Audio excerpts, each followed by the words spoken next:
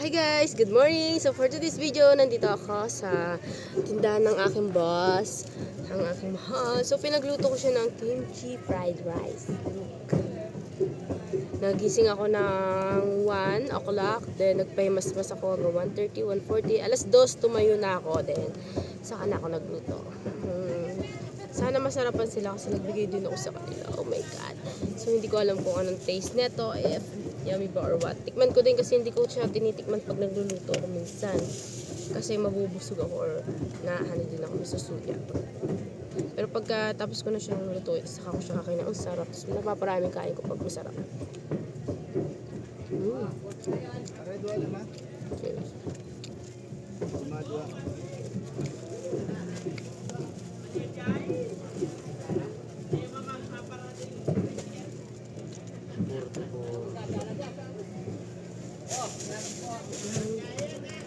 Pare.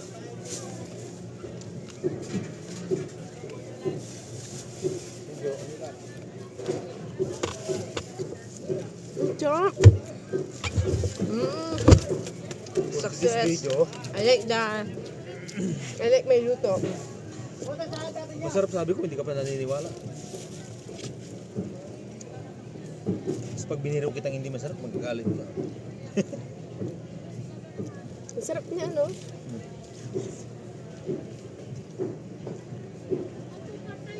Ang binigay mo, nakaganto rin. Hindi, yung Tupperware na ganyan. Oh. Kasi may butas na kayo, ipinlastic ko muna yung loob. Kasi nag-crack.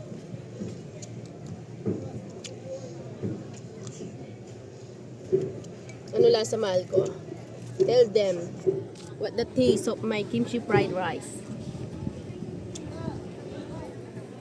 Kakaiba sa fried rice na nakakain.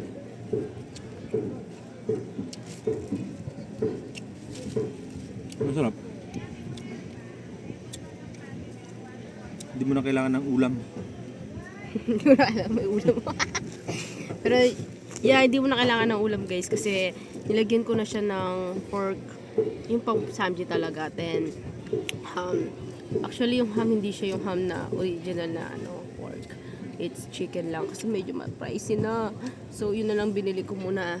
So, pinagdala ko ang aking partner para hindi siya magutom. Saka, mas maganda kapag kalutong bahay talaga minsan. And binigyan ko din sila pero konti lang yung binigay ko din sa kanila. Sila ate niya sa kasi kay kuya niya kasi hindi ko alam kung magugustuhan nila syempre. Diba? Sayang din ito pagkain.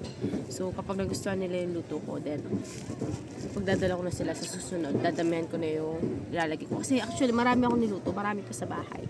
So, maraming makakatingin pa talaga. Gusto ko to. And, mga kapatid ko gustong-gusto din nila yung kimchi fried rice ko. So, ayan guys, nagkakape muna kami for today's video. Medyo maaga ako ngayon. So, thank you for watching guys kung nahabol kayo dito sa aming video. So, yun lang. Bye-bye!